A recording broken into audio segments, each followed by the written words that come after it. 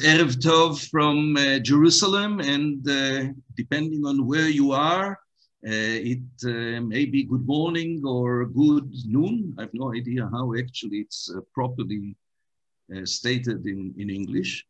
I am delighted to start another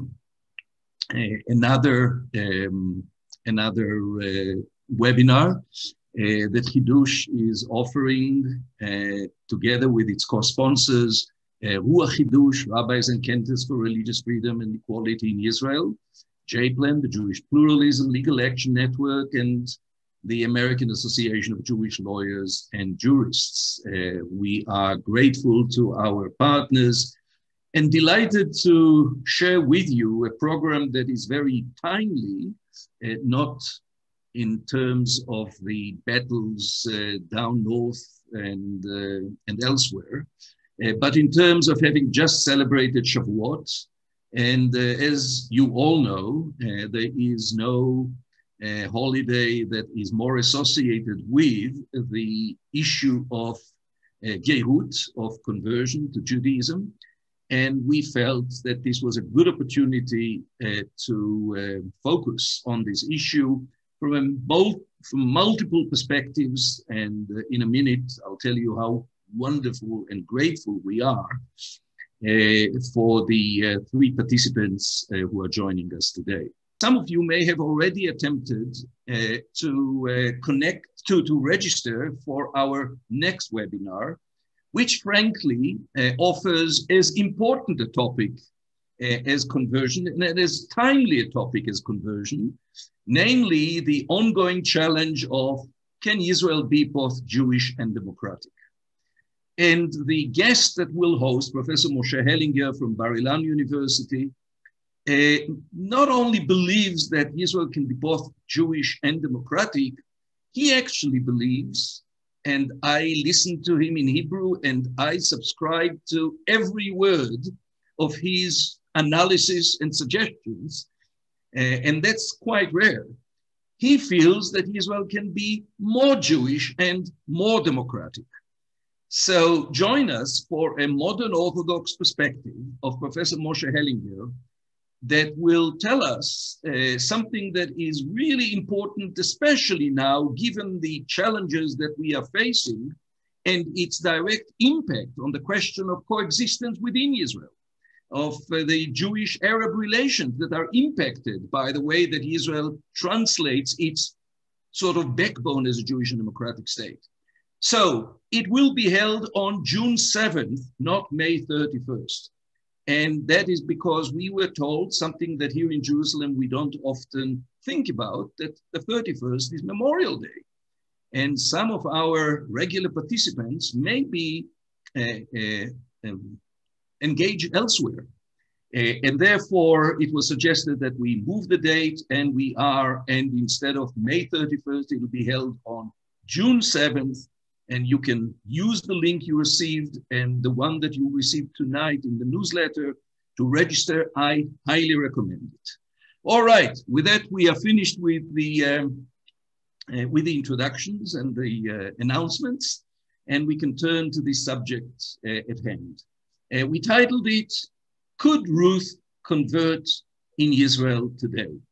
As you will find out soon, this isn't just a coy title. Because there is a big question, there is a difficult question as to whether Ruth, and not only Ruth, but other potential converts that have converted in the past, that wish to convert today, that may wish to convert in the future, are able to go through the obstacle course that is set up by the Chief Rabbinate and the official Batei Din that Israel has entrusted the authority over conversion to, at least in terms of the overall recognition of conversion that includes the right to marry in Israel.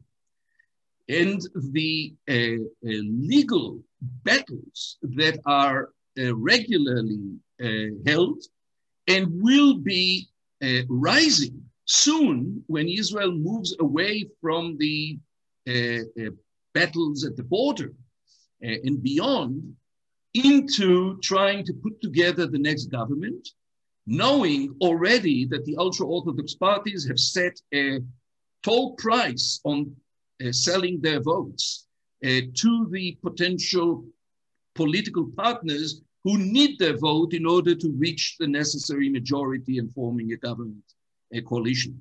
Part of their toll price includes a change in the conversion legislation and basically increasing and establishing by law the Chief Rabbinate's monopoly over conversions in Israel. I won't go into these political and legislative prospects other than to say what may seem to you to be sort of an abstract topic is anything but abstract. And soon, when, God willing, we'll be able to move to normal engagements in Israel, namely political engagements, seems to be an ongoing saga, the issue of who is a Jew is going to come up again. And to help us understand that there are different perspectives, we've invited Professor Tzvi Zohar of Bar Ilan University, anyone who is reading seriously about the challenge of conversion in Judaism in general and the challenge that's facing Israel in particular knows Professor Tzvi Zohar's name. He is a pioneering book together with Professor Avi Sagi, Giyur v'Zehut Yehudit, Conversion and the Jewish Identity, is a must for anyone who wants to go back in time to the efforts at establishing a joint conversion process in Denver, Colorado, and the theological and halachic foundations of that pioneering effort, which unfortunately is no longer in existence. Professor Zohar is a pioneer in scholarly investigation of the halachic sources, Sephardic halachic sources, other halachic sources regarding conversion, and he will present to us a different Orthodox perspective on what halacha really says and really expects and requires regarding conversion.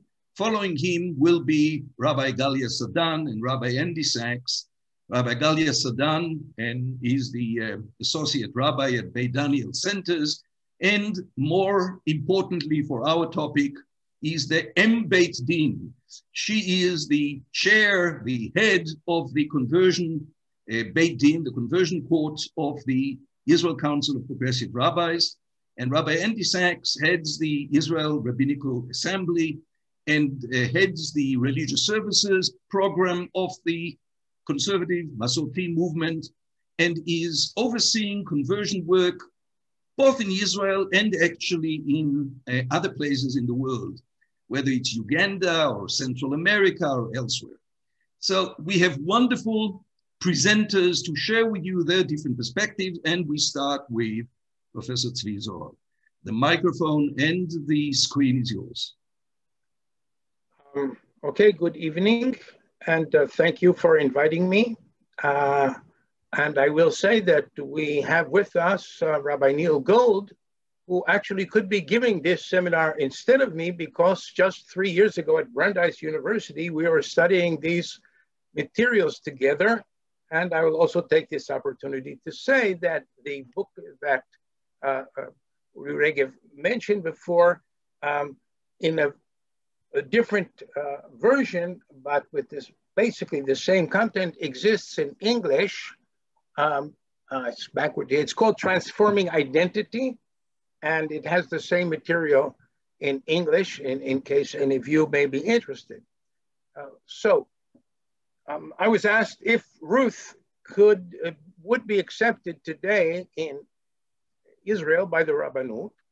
So first of all, I'll say that the impression that one gets of Ruth is that she was sincerely interested in joining the Jewish people because of her loving relationship with her mother-in-law, Naomi. And she, when she came as a stranger to the town of Bethlehem, minus 1100 or something, according to the biblical chronology, would, it seems, be only too happy to fit in with whatever the customs and behaviors and norms current in the society of ancient Judea. And that being the case, there would be no cause for the Rabbanut to doubt her sincerity and her intention of compliance with what the religious life and social life required or expected of a woman at that time. And therefore, this question per se is not difficult. I mean, such a person would not, to my mind, have a problem today. That being said, at the time, going back as far as we can understand the biblical sources, she did not require any giyur, because everything we see in the Tanakh indicates that any woman from a different nation who chose to marry a man of the Israelite people, her children were part of the Israelite group, because everything there went according to the tribal structure. With the men, we have many kings of Israel and Judea whose children came, many of Solomon's children, Rehavam, the continuer of the Davidic line, came from women who from other nations, and there's no indication anywhere, as there is no indication in the Torah itself, that any ceremony is required.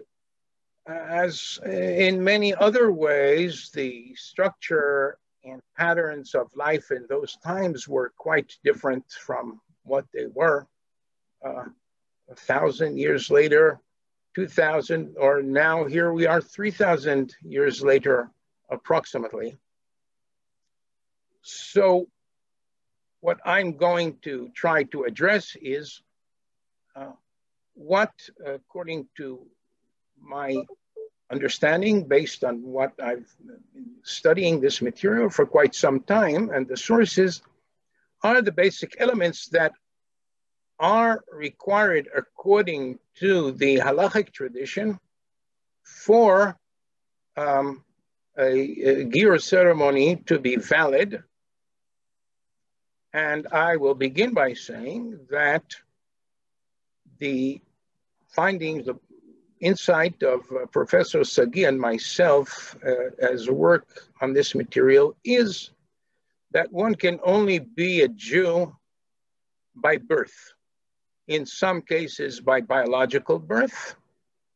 In biblical times, this was, if both your parents were Jewish, but certainly if your father was of a Jewish descent, and subsequently, for some unknown reason,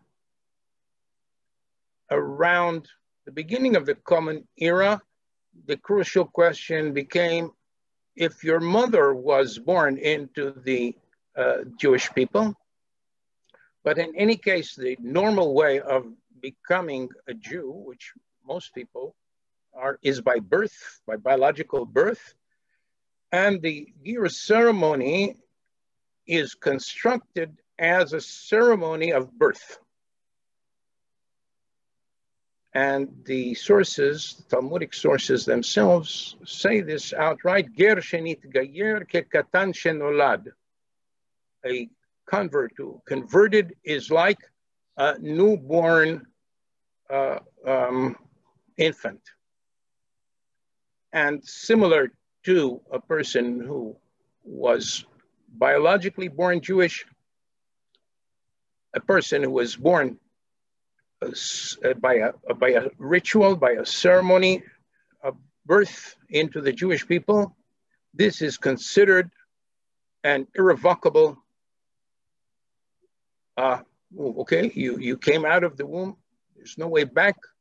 You came out of the Giyur ceremony, there's no way back. And however that person will behave in the future, they are doing so as a Jew. They may be a more devout Jew, a less devout Jew. They may be a crook. They may be a Jewish apostate, but they're doing whatever they do from that moment on as a Jew. And the Talmud itself says this, Taval ve'ala, once having immersed and come up from the immersion, which is the crucial ceremony of, crucial part of the Giyur ceremony. This person is like a Jew in all respects for the purpose under discussion.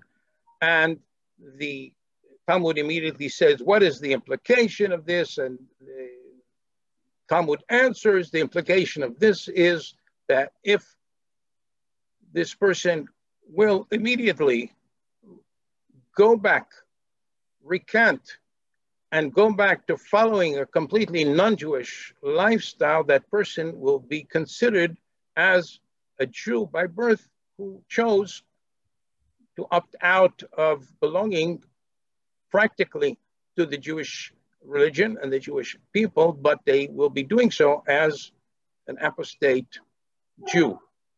So the crucial, so in the construction of the Giyur ceremony, what we have is elements taken from the Jewish classic halachic tradition, which in the halachic tradition have other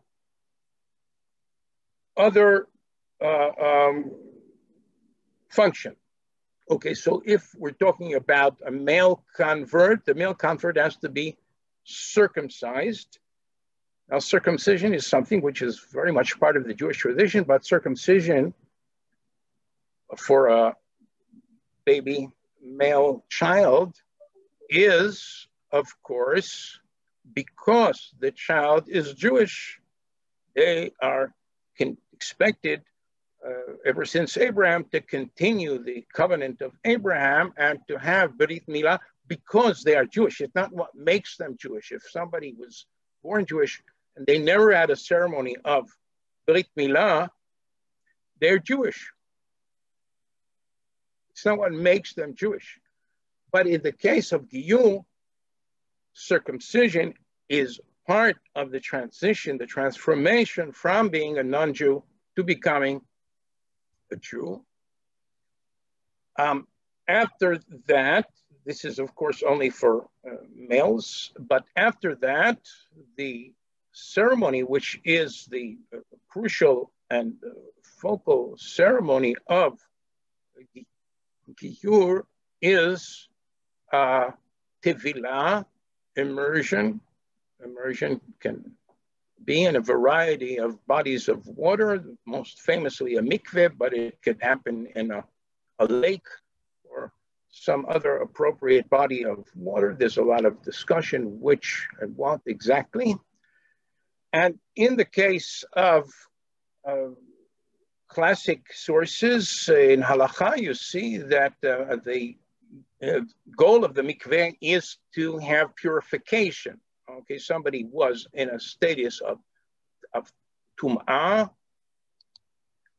whatever this actually means, and immersion is part of the move to get them from the status of tum'ah into the status of tahara.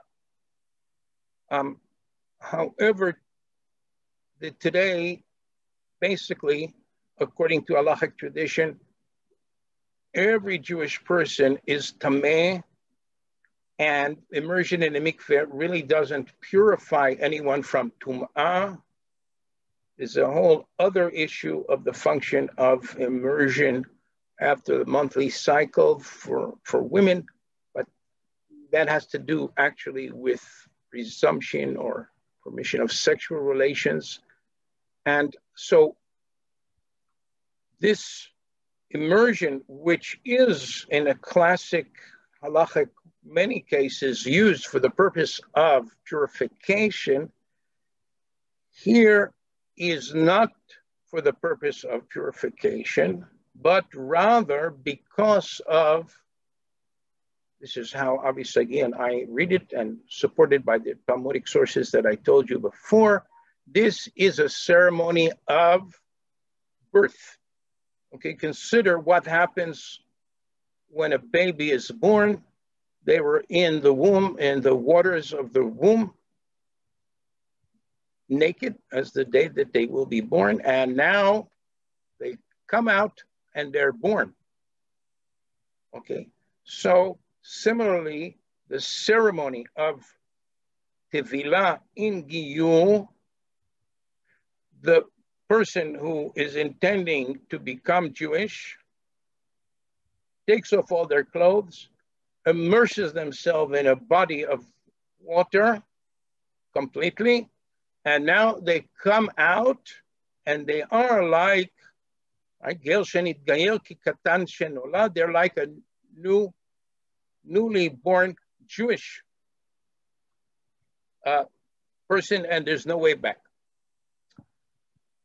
So that's the core element of the Giyur ceremony as a ceremony which is constructed as a ceremony of birth. And to my mind, it has great power over and above just saying to people, okay, now you're Jewish. Or them saying something, and now they're Jewish. Of course, rituals and physical ceremonies that happen to the person's bodies and sensory experiences and so on have great power and meaning. The Talmud says in Masechet Yevamot that in preparing a person who wants to be a convert and who we want to accept as a convert, the person should be informed of various things, including a sample information about some more weighty and some less weighty of the commandments and norms that Jewish people are expected to follow. It doesn't say which. It doesn't say which commandments they have to be told about. So famously, Rabbi David Zvi Hoffman, who David Ellenson knows a lot about, and others, said in a case that somebody wanted to become Jewish, but he was unwilling to commit to what's religious behavior. He said, well, get him, tell him about those mitzvot that he certainly agrees with. Kibud av va'em, not to worship avodah zarah, ve'ahavta le'aracha kamocha, because miktzat mitzvot that he's supposed to know about doesn't say which mitzvot. And then the Talmud says, Kibel matbilim oto miyad. Once the person has Kibel, okay, now to hear this phrase, which the Talmud is very ambiguous, because in Hebrew, lekabel can be to receive, to accept, to agree in a certain form. Kibel alav means to obligate oneself. So kibel, once the person has received or accepted or been informed or whatever of the information that he was or she was supposed to receive, okay, taval v'alav reu ki Yisrael lechol dvarav, and he should go immediately, or she should go immediately to have the main ceremony of Tevilah. And it also says in the Talmud that the ceremony has to be conducted under the aegis of a three-man committee, which is called the Beit Din, but you don't have to have rabbinical ordination to serve on this Beit Din. You have to be a person in good communal standing. And so this is really like a reception committee. Over time, and especially, and here I'm wrapping up soon, so to leave time for others, okay, over time, and especially from the late 19th century, the meaning of kibel in certain circles became that the person sincerely accepts upon themselves to follow a religious Jewish life after becoming Jewish. And some people went ahead and said that if such intention was lacking, then a crucial element of the Giyur process was lacking, and the Giyur was not valid. This is a very modern development in the past 100, 150 years, as we show in our book, because the Rambam himself says, of course, projecting back onto biblical times, the procedures and norms of rabbinic Judaism, he says that, well, how could it be that Solomon married so many non-Jewish wives, and the Tanakh itself says that these women were idolaters, they were worshiping in pagan gods and constructed places of worship for pagan gods in Jerusalem. How could it be that these women were kosher wives for Shlomo? And the Rambam says, I'll tell you what, the truth is that if somebody would be accepted for Giyur, not by rabbis, and without knowing anything about the commandments at all, but they went through the crucial ceremony of Giyur, which is Tevilah, that person is irrevocably Jewish, whatever they believe and however they behave. That being said, I'll conclude with two questions. One is, since this ceremony works, as it were, right, like a ceremony of marriage, people could get married for a lot of wrong reasons. And it could be that soon after the marriage, everybody realized it was a big mistake. Okay, but they're married. So the only way out they have is a divorce. And it's not, oh, at the time I didn't realize, we didn't realize, and so on. So that being the case, and especially since Giyur is irrevocable, right? It's like a Catholic marriage as far as the Jewish people is concerned. The question is, who do we want to accept? Okay, whatever our criteria are, what are they and who do we want to accept and why? And the second thing is, do we see Judaism as on the field of competition with other major monotheistic religions? Meaning, does Judaism have a message for all human beings to the extent that basically we want and happily invite anybody to join us and become Jewish, right? To become a Muslim, all you have to do is say, right, the Shahada, right?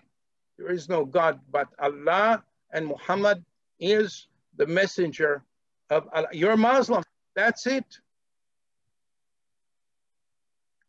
And of course, Muslims are interested in people joining them. For historical reasons, okay, in Second Temple times, apparently, the Jewish people were very interested in other people joining their group. Apparently, according to historians, 10% of the population of the Roman Empire around the year 100 AD were Jews. Many of them were not Jews by biological birth, but by EU, right? So now the question is, for historical reasons, the Jewish people stopped doing that. It was very dangerous and problematic in the Middle Ages to encourage and abet and accept gerim. How do we see things now? All of this has great implications for all of us, and I'll take the break here. Thank you, Professor Zohar.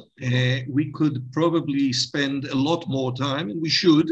We'll see if people will stay with us a bit later and hear a little more. But many on this call are belong to Reform or Conservative or Reconstructionist congregations, and therefore, as I said, we are very fortunate to have Rabbi Galia Sadan and Rabbi Andy Sachs with us. Galia, you will go first, and maybe you can relate to the question that Professor Zohar posed, at least the first one, namely, what's happening with conversion within the Beit Din of the Israel Council of Progressive Rabbis? What criteria do you apply? What do you require? Give us a sense of the scope of conversion work over the last few years. And if possible, and this I know is of interest to many here, is there an impact that already takes place or you project will occur to the Supreme Court recent ruling regarding the application of the law of return to those who converted in the non-Orthodox Batei Din in Israel? Rabbi Sadan, the screen in the microphone is yours. Thank you, Rabbi Uri.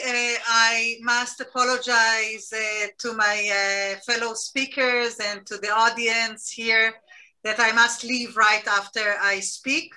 But maybe Rabbi Uri can, if there are any questions later on in the chat or in the microphone, maybe you can copy paste them to me and I can answer them in writing to the mailing list later on. So my apologies. Just since you mentioned that, yes, Rabbi Sadan informed me ahead of time, and actually we are very grateful that she was willing to participate in this webinar, because there is the holiest engagement that congregational rabbis can have right after this, at 8, and that is meeting your donors. So we are grateful that you are with us, and go ahead for as long as you can. Okay. So I want to say that if we're looking back to Ruth, and of course I'll address your questions, Rabbi Uri, the first thing that we see is that Ruth says, your people is my people and your God is my God, Amecha mi ve'Elohai Elohai. And I was thinking about that person that wanted to convert and came to Hillel, the sage, and asked to convert. And Hillel said, what is hateful to you, do not do to others. And some people say this was the whole conversion. But my interpretation is that this was opening the heart and the arms to this person, telling them, first do no harm. And try to respect your fellow human beings as yourself, and now start learning. Ve'idach zil gmor. And this only, in my interpretation, only started the process of conversion, and this is very important to us because I think that the first thing that a person that wants to convert or to join our people needs to meet is open arms and open heart and open soul. And I think that when Ruth said, Amecha mi ve'Elohai Elohai, it's not that she converted that minute. It meant, I'm willing to join your people, know me, and please teach me how you do that.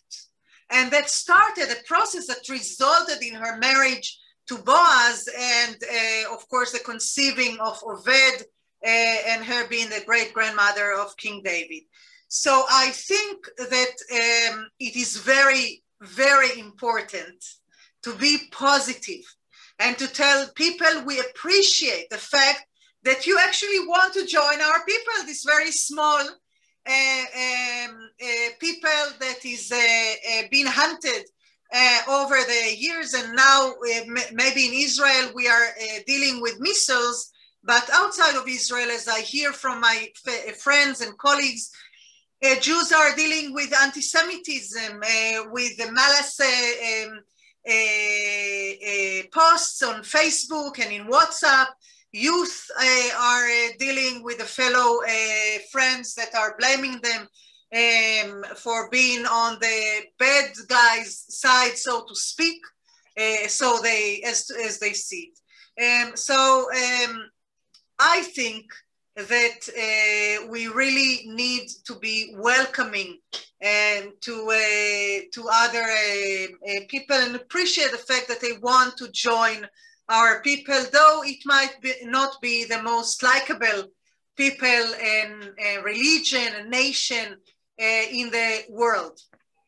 The second thing is that we are asking legally, okay? Let's say that we were, Rabbi Uri, to judge Ruth's willing to join our people according to the Israeli law nowadays. So first of all, she is the widow of an Israeli. So I addressed our lawyer, Nicole Maor, who was your employee. You recruited her many, many years ago, and she's the legal advisor to our conversion process.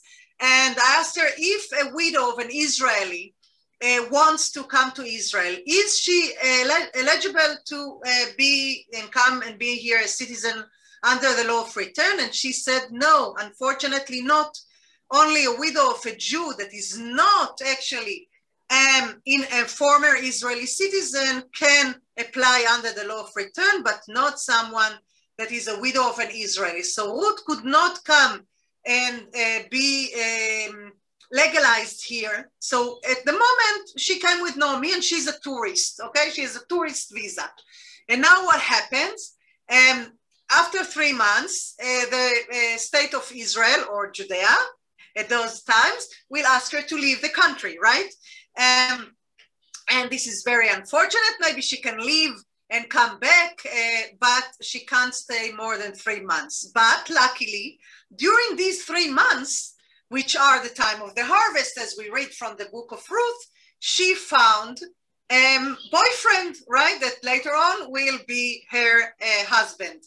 And according to the Israeli law now, if you have an Israeli partner, boyfriend, and surely a husband, but even if you're not married, you can apply to register as a couple, and then you can get, the non-Jewish side can get a visa because of their staying together. It's a process, first a working visa of a partner, and then a temporary residency, and then finally citizenship or permanent residency. So maybe we could accept Ruth for our conversion program if she had an Israeli boyfriend. But I think that it's important to emphasize that although we need indeed to open our arms and our hearts to everyone who's seeking to join our people, nevertheless, there are legal issues which are very important. And we have a commitment to the state of Israel, us, the reform movement, the Beit Din and the rabbis. And it's very important to note that here in Israel, the rabbis, the conservative rabbis or the reform rabbis are subjected to the decisions of the Council of Rabbis and to the Beit Din of that movement. We cannot just perform conversions independently, but there is a central Beit Din. And as much as we want to be welcoming, we cannot accept anyone. We cannot accept illegal people. We cannot accept tourists. We cannot accept immigration workers, people that are working, have a working visa out of, they got it because they work in agriculture or take care of the elderly, etc.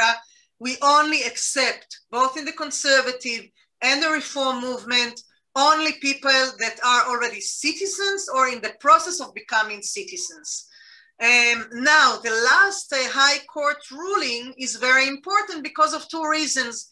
One is the technical legal issue. Many people that are in the process of becoming citizens and already converted a year ago, 2 years ago, 3 years ago are now eligible to apply for full citizenship. They don't have to wait the whole process of 8 years until they finally get citizenship, but the process towards citizenship is now shorter, and they can get citizenship as they finish their conversion. It's still, now we're dealing with people that converted years ago, and it's still in the process what will happen with people that are currently in the process. And we're talking about 250 people, more or less, in the reform movement yearly, out of which 150 people come from my congregation, from my school of conversion at Bet Daniel in Tel Aviv, Bet Daniel congregation. So I serve in two hats. I'm the head of the conversion school, maybe the largest reform conversion school worldwide. And we convert 150 people here. And I'm also the head of the Beit Din, the M Beit Din here in Israel, the first M Beit Din in Israel. And this brings us to the second point, which is important according to the or related to the High Court ruling, and this is the fact that, sadly enough, not many people know about the option to convert through the reform and conservative movements. Many people think that conversion in Israel is only Orthodox conversion. And since a conversion is an educational process, that means that if you convert from the Orthodox movement, you're expected to live Orthodox life. And this is something that not many people can follow, because most people in Israel want to belong to the Jewish people. They want to belong to the Jewish tradition. We celebrate the holidays here at most houses, and Shabbat, and the calendar is the Hebrew calendar. So when you choose to live in Israel with the Jewish family of your spouse, then by definition, you live Jewish life. And they desire to join our people, but not to live Orthodox life, okay? So if they think that the only option of conversion is Orthodox, then they'll say, okay, so I will not convert, okay? Plus, there are people that will not be accepted to conversions such as the gay community, for example, or children of the gay community, children that come to this world because of surrogacy or adoption. All of these groups will not be accepted to the Orthodox conversion to begin with. So now, because of the opposing stand of the Orthodox rabbis and the Orthodox Knesset members, everything was brought to the news, right? I say that we must thank the Orthodox and Haredi rabbis for objecting to the High Court ruling, because this is what made it news. So we were all over the news. I was interviewed again and again, and many other rabbis and leaders of the reform and conservative movements. And so all of a sudden, people became aware of the possibility to convert through us. And this, of course, doubled our classes within 3 weeks.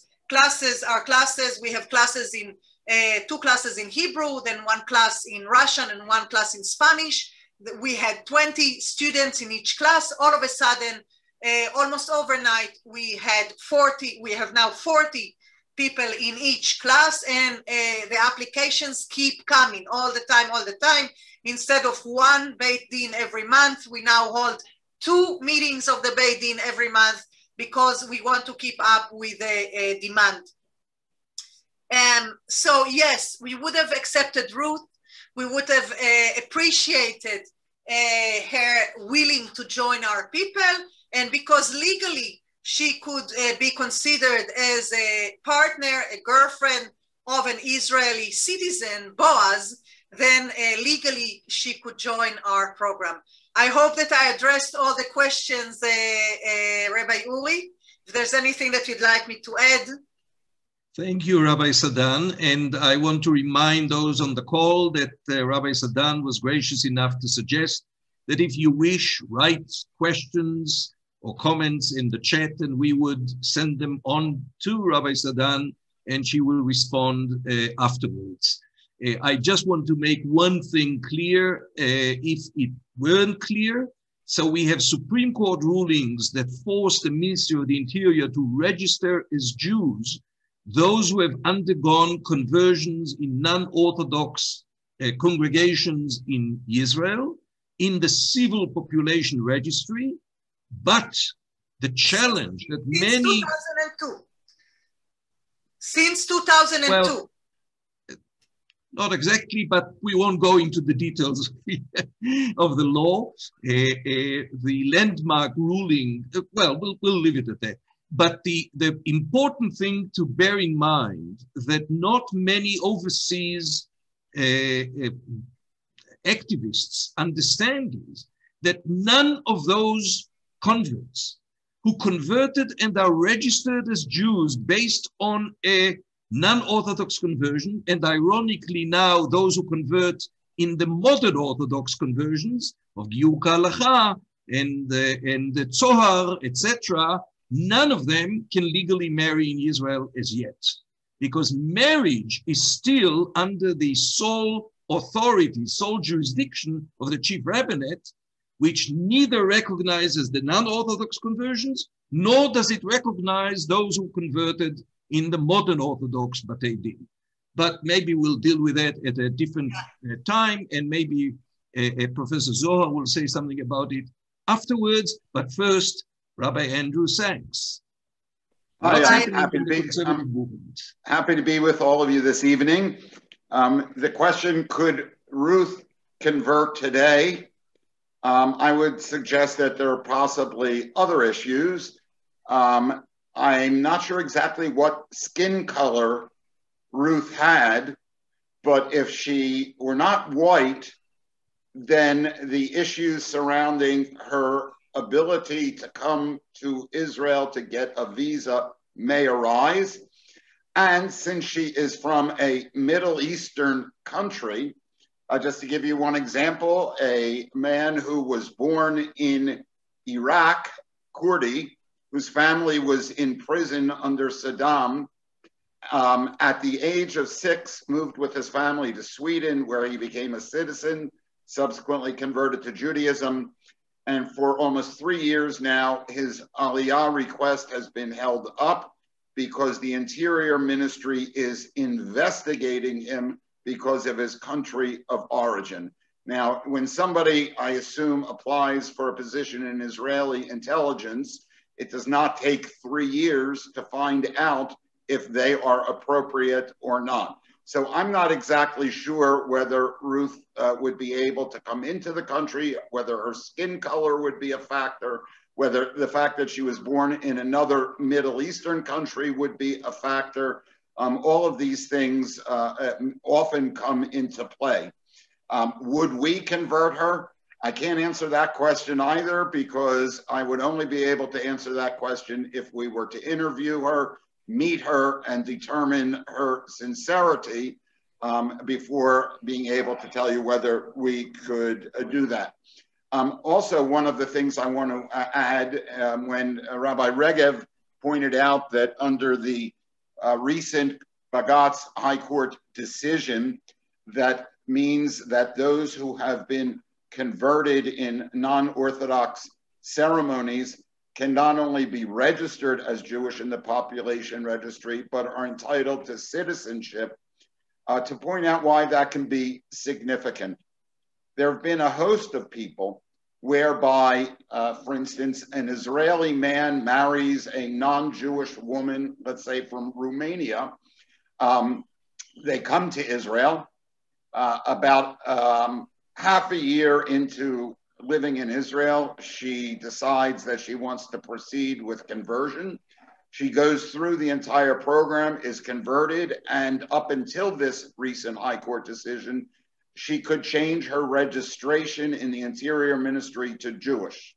However, if that couple were to separate, her ability to be in Israel was a result of her marriage to a Jewish Israeli.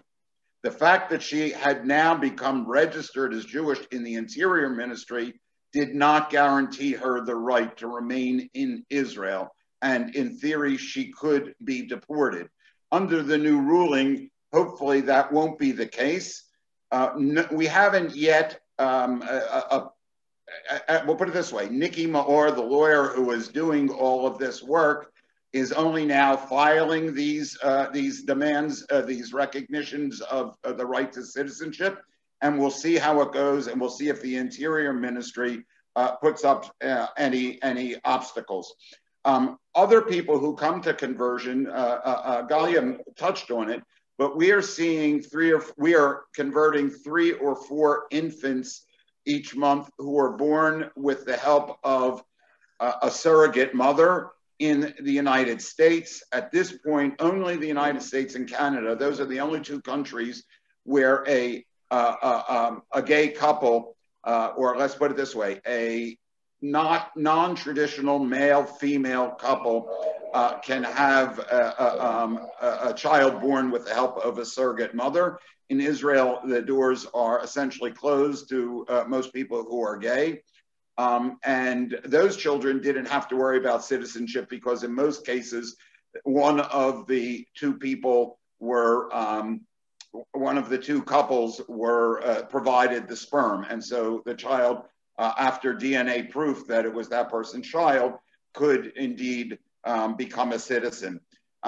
Another group of people that we see occasionally, more than occasionally, several cases a year, are people who have gone through the conversion program in the Army. Today it's called Nativ, which was intended to be a program whereby under the agreement that was never signed of the Ne'eman Commission, but as an outgrowth of that, there was an understanding that programs would be set up whereby Reform and Conservative and Orthodox could participate in the preparation of a convert, but the Beit Din would be an Orthodox Beit Din. In reality, there's virtually no serious participation of Reform and Conservative teachers, and absolutely none in what's called Seminar Aleph and Bet.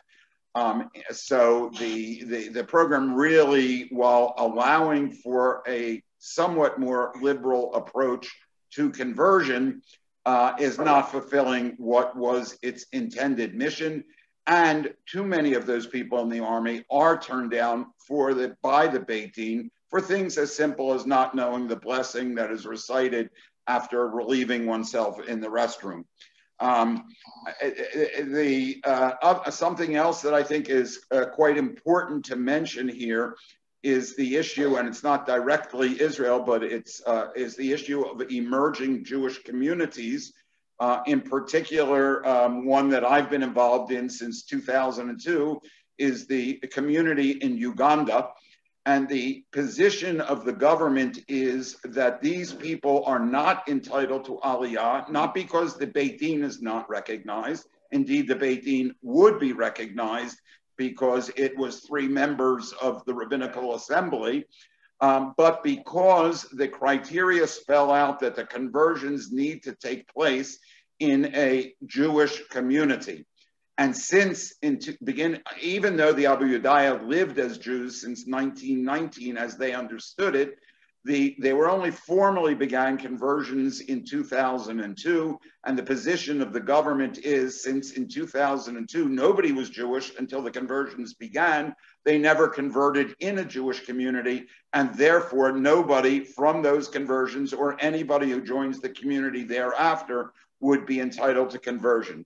In the Reform movement, a case that is under scrutiny is are the people who converted in Guatemala with the help of Rabbi Elise Goldstein. Some of the particular crazy things with regard to emerging communities, I'll take the Abu Yudaya, for instance, is that the Sochnut, the Jewish Agency, after being pressured heavily, made a decision that they would recognize those who were converted in Uganda from 2009 forward. Why 2009? Because the rabbi there, Gershom Sezimzu, was ordained in 2008, returned to the community, and they officially affiliated with Masorti Olami in 2009. And so the Sochnut decided from 2009 forward, they would recognize, for purposes of Aliyah, these people as Jews. Not the Misrad Apnim, the Interior Ministry. They don't recognize anybody. But what is the absurdity of all this? Rabbi Gershom, who is in Uganda, he was converted in 2002. So he would not be eligible for Aliyah in the eyes of the Jewish Agency, but he could make a Beit Din and convert people to Judaism. They could be eligible, but the converting rabbi would not be eligible. So it becomes a crazy kind of thing. Some of the things that we encounter that are important to realize: we have limited access to mikvaot. We use the mikvah at Kibbutz Hanaton, and we use the mikvah in Omer, which is just outside of Beersheba. On 3 different occasions, we went to the mikvah after Beit Din in Omer. We have the keys. Omer does not have a moetzah datit, a religious council, and so it's governed by the city council. And the mayor, who at that time was Pini Badash, gave us the keys to the mikvah. On 3 different occasions, we went to mikvah only to find that the locks had been changed by Rabbi Ginsburg, who is an Orthodox rabbi in Omer. And so we had to come back another day. The keys were indeed returned to us.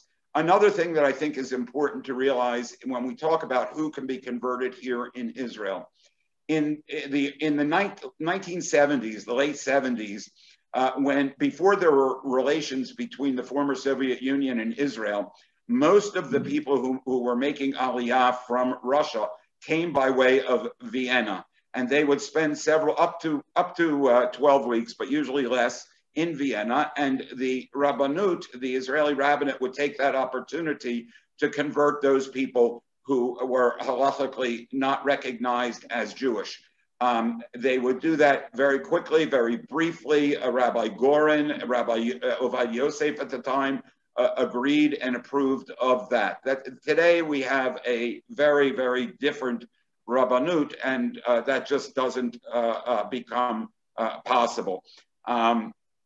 I also think it's important to mention that while in the United States, probably the majority of people who at least initially become interested in conversion have either marriage or some other reason that's drawing them initially to enter a conversion program. I'm confident that most of those people, by the time of conversion, are very sincere, but what draws them is marriage. And there are many, many halachic sources that account for that and understand that and even welcome that. Here in Israel, that's very rarely the case, because if a person converts with us or the Reform movement, they're not going to be able to marry through the official rabbinate anywhere. They're probably going to have to go to Cyprus or elsewhere and then come back and have a chuppah. So most of the people who convert with us are converting out of a sincere desire to be a part of the Jewish world. And one of the expertise of Rabbi Tzvi Zohar, and one of the things that I love about discussions with him is that he has all the sources, he knows all the information, but if you ask him a solid halachic question, he'll say, "I'm not a rabbi. I'll give you the sources, but not a psak." One of the things that he has written about is Zera Yisrael. And I was asked by a reporter what our position in the Masorti movement is regarding Zera Yisrael, those who are descendants of a Jewish father or Jewish grandfather, or I'd even broaden that to say they came to Israel as children, very young, from the former Soviet Union, grew up as Jews, even though they weren't Jews. I was asked what our position is, and my response was, Are you asking me for my personal opinion or speaking on behalf of the Masorti movement? And then I said, let me go off the record for a moment. This idea of Zera Yisrael really plays a role in all of the denominations. If you look at the Lauder schools in most of Eastern Europe, not in Germany, but elsewhere, the overwhelming majority of the students in the Jewish Lauder schools are not halakhically Jewish. I think if you go to the non-Orthodox, even the Orthodox, go to the summer camps that are run for Jews in places like the Ukraine, you'll find that most of the staff, much of the staff and campers are not halakhically Jewish. If you look at Chabad and the people they are feeding in these places, many of them are Zera Yisrael. They are the descendants of Jews, but are not actually Jews. So my answer is I would not be prepared to perform a wedding for somebody who is from Zera Yisrael but has not undergone a halachic conversion. But then I want to ask how it is, and here I also will put the blame, if there is such a thing, on our own denomination. I look at a place like Dor Hadash, the only real egalitarian congregation in Budapest that is primarily young people in their 20s.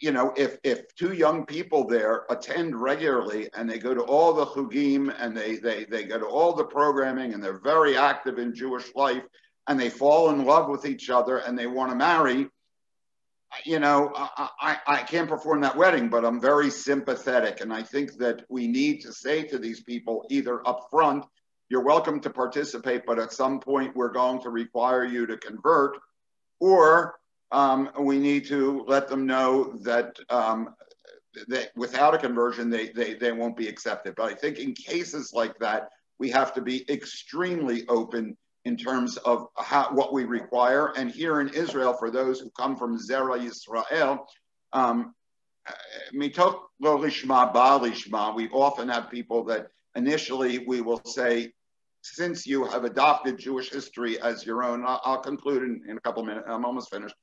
Since you've adopted Jewish history as your own, and you have tied your fate to the Jewish people by serving in the Israeli army, or your children serving in the army, you join with us in a common language, common holidays, and so forth, that what we really only need to require is a couple of sit-down sessions with the rabbi so they understand the process and who we are.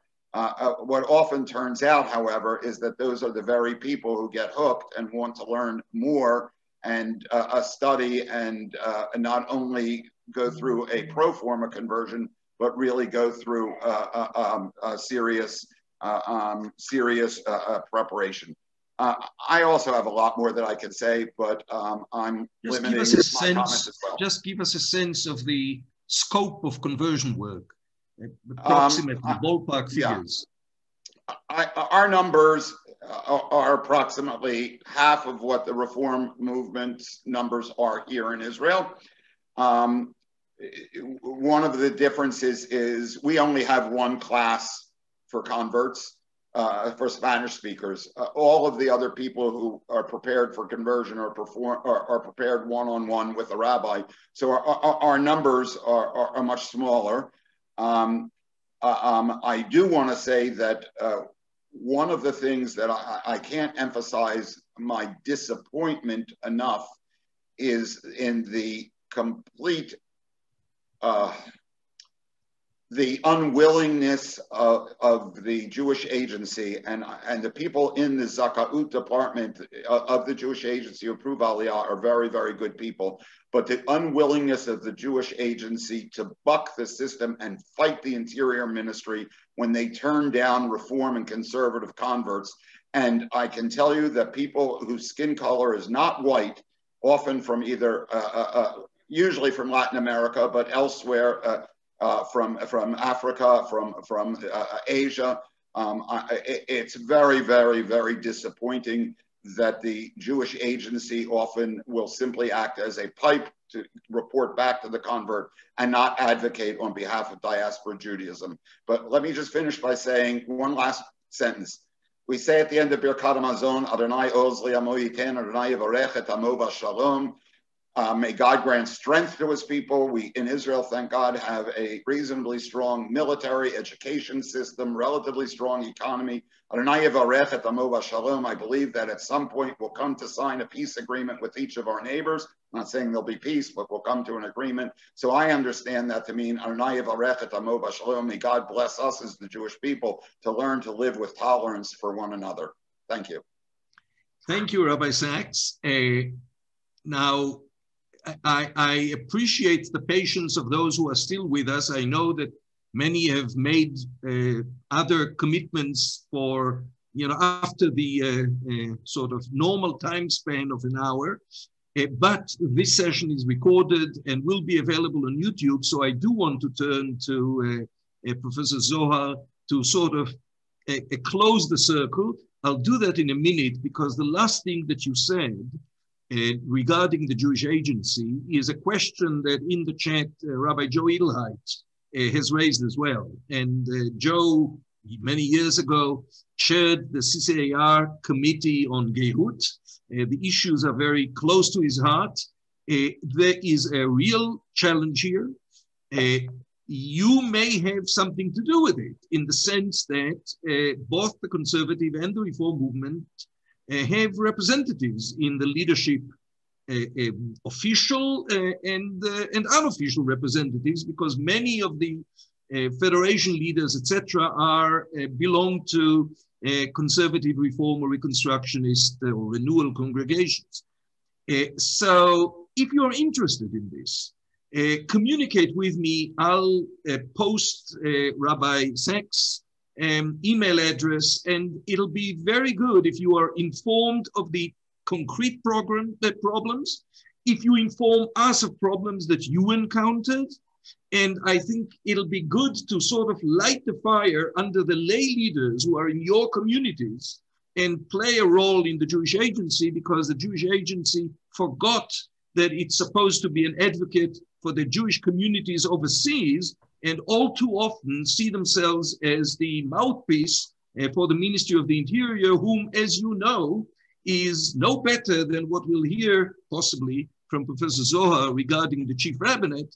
The Ministry of the Interior has been under the thumb of the ultra-Orthodox Shas party, and only recently in a petition that we submitted on behalf of 2 rabbis in Utah and 8 couples who married via the online marriage option in the state of Utah, nothing that is inappropriate, illegitimate, illegal about it.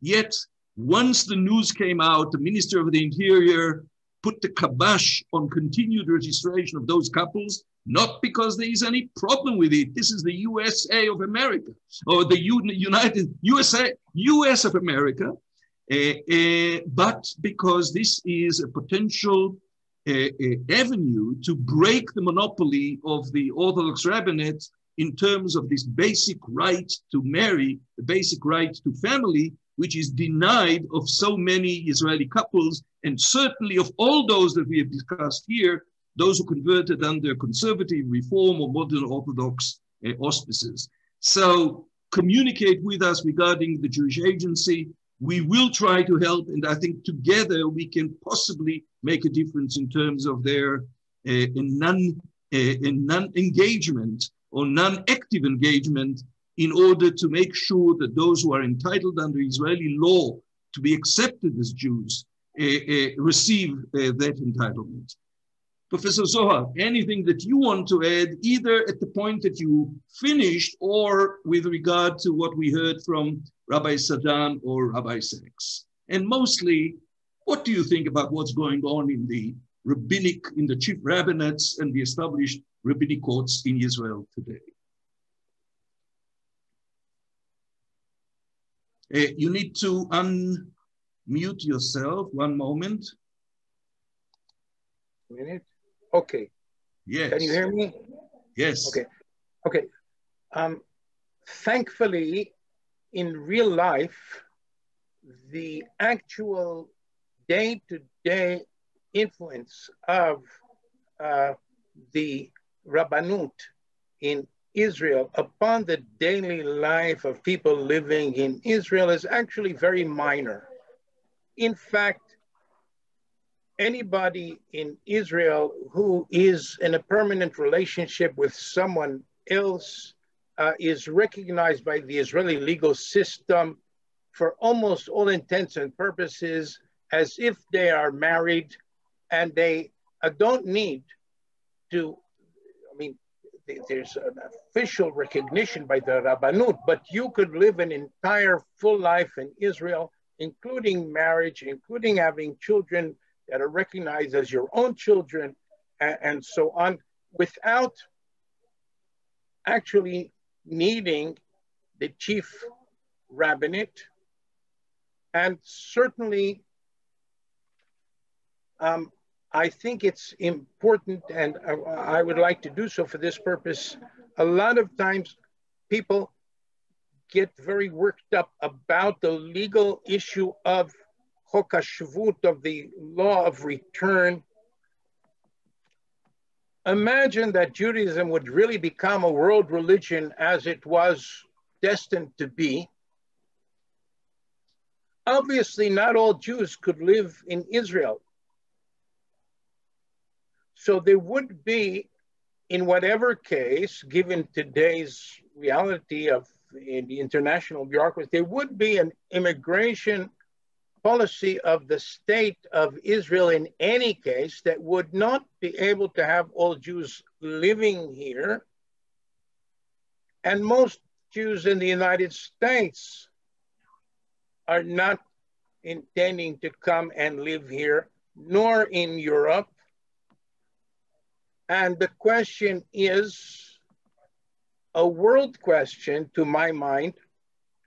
Who do we want to have outreach to the entire world to get people to become Jewish? In many Reform synagogues today, if there's a mixed couple, from what I've heard, the rabbis are very reticent about trying to actively encourage the non-Jewish partner to convert. Oh, we have time, we can wait, don't pressure them, when things will be ripe. Okay, so the whole issue of are we interested in conversion? Who are we interested in converting?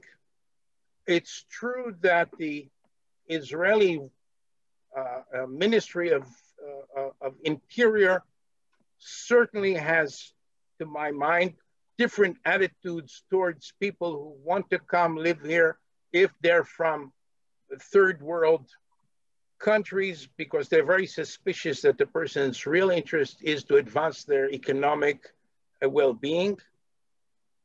But in Israel, within the Jewish community, is probably more diverse from the point of view of the various skin color of the participants than any other Jewish community in the world. And a lot of Jewish communities in the world have an issue of integrating and accepting people of color. It's not something that the Israeli Minister of Interior invented. Adrabah, it's very common here for now, except within the ultra-Orthodox, for people who are brown, black, this color, that color, Jewish, to marry each other. And now they can get married under various auspices. They don't need the Rabbanut to have a chuppah. They don't need the Rabbanut to have recognition legally as a married or effectively married couple under Israeli law in many ways. And it's a worldwide question of how do Jews in Europe, how do Jews in Russia, okay? There's a lot of places where there's this thing, right? Kulanu, and then there's Bechol Lashon, right? Bechol Lashon is a group which is based in North America to get North American Jews to accept that Jews are not white. But it's far from simple.